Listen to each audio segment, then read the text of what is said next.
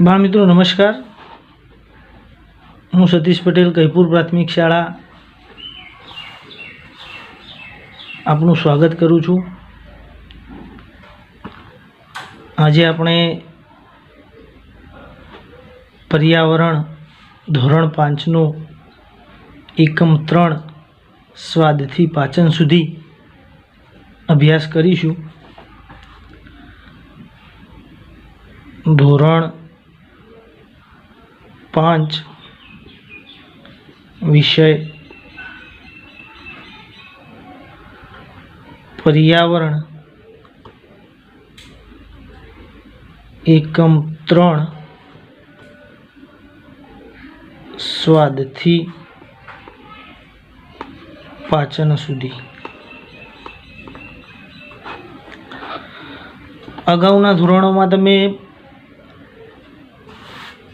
સ્વાદ વિશે શીખ્યા, જેમાં સ્વાદના 6 પ્રકાર, સ્વાદના કુલ 6 પ્રકાર છે। 6 રસ અથવા એના પ્રકાર કહીએ, રસ કહીએ, એ મનુષ્ય જીવન માટે જરૂરી છે।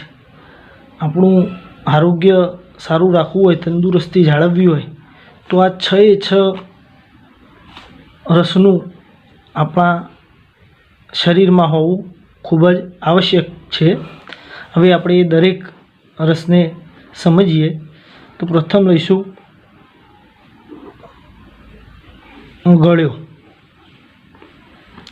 ગળ્યો રસ અથવા ગળ્યો સ્વાદ।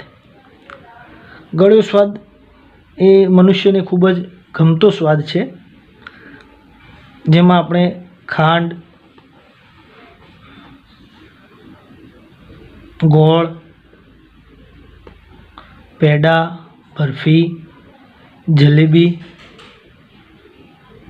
કેટલાક ફળો જેવા કે કેળા વગેરેને લઈ શકીએ। બીજો છે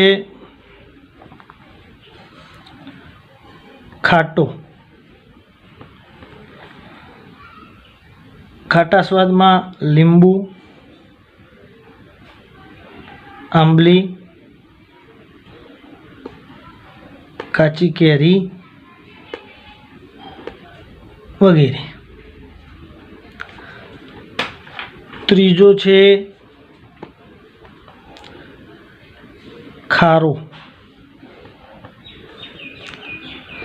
ખારા સ્વાદમાં મીઠું,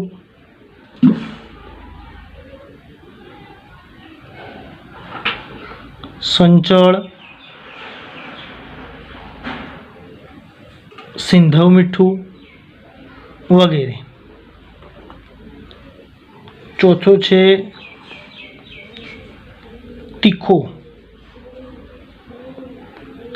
તીખા સ્વાદમાં મરચું, લવિંગ,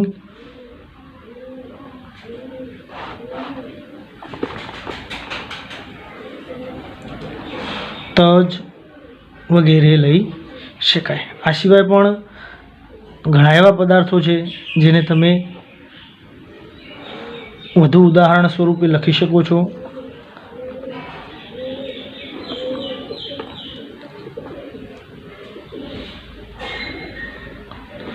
તુરો, 5મો સ્વાદ છે તુરો। કુલ 5 થયા: ગળ્યો, ખાટો, ખારો, તીખો, તુરો। તુરા સ્વાદમાં હળદર, સોપારી, તુળિયું, કાકડી વગેરેનો સમાવેશ થાય છે। અને છેલ્લો અને છઠ્ઠો કહી શકીએ કડવો। કડવા સ્વાદમાં લીમડાના પાન,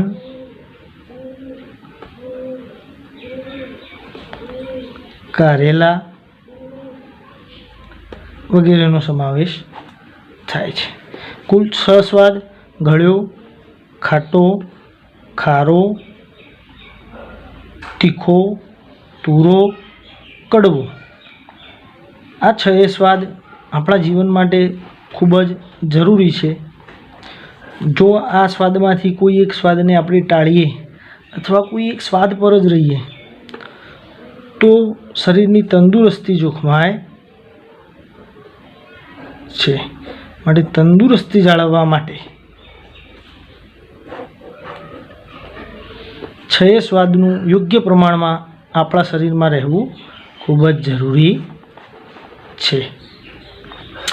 6 સ્વાદ મેં કહ્યું તમારે માની લેવાના એમ નહીં. હજુ પણ તમે આ સ્વાદ વિશે કોઈ વસ્તુ એવી લાગે તમને કે તજ છે, લવિંગ છે, ઇલાયચી છે, તો એનો સ્વાદ કેવો છે એને તમે તમારી જાતે જ પ્રયોગ કરી ટેસ્ટ કરી જુઓ.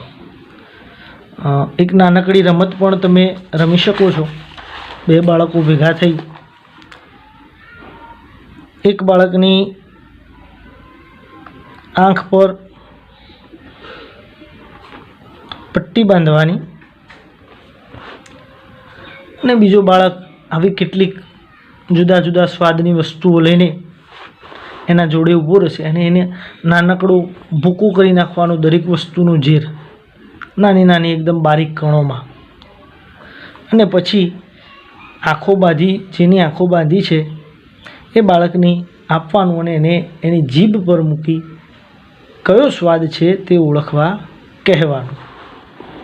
તો આ રમત દ્વારા પણ તમે જુદા જુદા સ્વાદ ઓળખી શકશો. જેવું તમે કોઈ વસ્તુ ધારો કે તીખી વસ્તુ આપશો, મરચું આપ્યું તો એને સ્પર્શથી તો ખ્યાલ આવવાનો જ નથી, પણ જેવું જીભ પર જશે તરત જ એને બાળકને સમજાઈ જશે કે આ મરચું છે અથવા તીખી વસ્તુ છે. તમે જાતે જ પણ કોઈ પણ વસ્તુને પ્રયોગ દ્વારા શીખી શકો છો. આમ કુલ સ્વાદના 6 પ્રકાર: ગળ્યો, ખાટો, ખારો, તીખો, તુરો અને કડવો. 6 પ્રકારના સ્વાદ આપણી તંદુરસ્તી માટે ખૂબ જ જરૂરી છે. હવે આગળ વધીએ. આ તો તમે અગાઉના ધોરણમાં શીખી જ ગયા હતા અને એ વખતે પણ આપણે પ્રયોગ દ્વારા સમજવાનો પ્રયત્ન કર્યો હતો.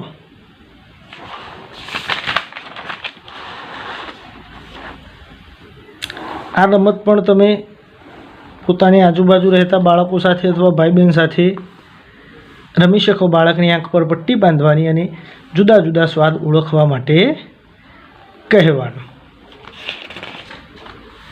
હવે આ વાત હતી સ્વાદની. હવે તેથી આગળ વધીએ તો આપણું શરીરનું સ્વાદ ઓળખવાનું મુખ્ય અંગ કયું?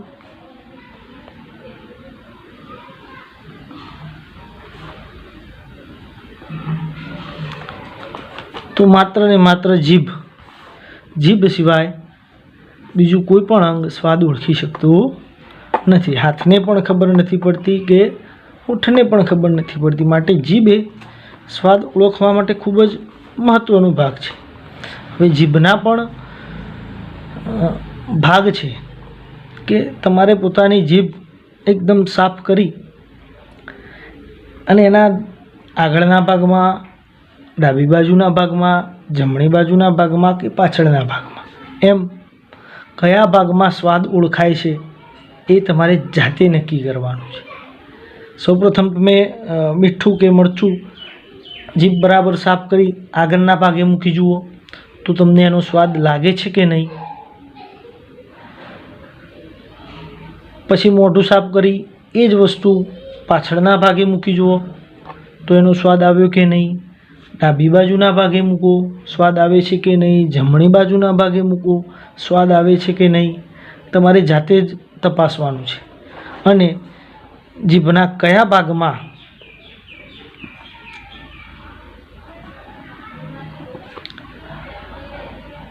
સ્વાદ ઓળખવાની શક્તિ રહી છે,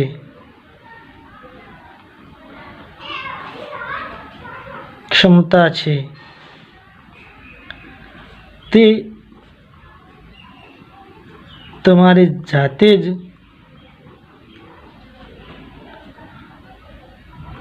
પ્રયોગ કરી નક્કી કરવાનું છે।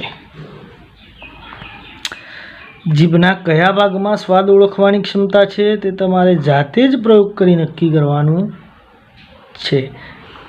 આ કામ તમારે આજે જ કરવાનું છે। આવતીકાલે આપણે ફરી મળીએ ત્યારે પહેલું આ બાબતે તમારી પાસેથી ઉકેલ મેળવીશ। એના માટે તમારે શું કરવું કે જીભના 4 ભાગમાં વહેંચી દેવી, આગળનો ભાગ, પાછળનો ભાગ, ડાબી બાજુ અને જમણી બાજુ, એમ 4 ભાગમાં વહેંચી 4 ભાગમાં મેં કહ્યું એ પ્રમાણે મીઠું મરચું લઈ ટેસ્ટ કરજો, પ્રયોગ કરજો, જેથી તમને ખ્યાલ આવશે કે ખરેખર આપણા જીભમાં કઈ બાજુનો ભાગ એવો છે જે સ્વાદ નક્કી કરે છે। તો આવતીકાલ માટે તમારી પાસે 2 કાર્ય રહ્યા। એક સ્વાદ ઓળખવા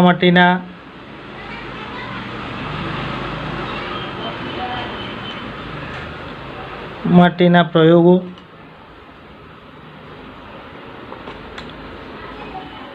બીજું પટ્ટીવાળી રમત બીજા બાળકો સાથે રમજો, અને ત્રીજું જીભનો કયો ભાગ સ્વાદ ઓળખે છે તે નક્કી કરવું। સ્વાદની ઓળખનો ભાગ। આટલી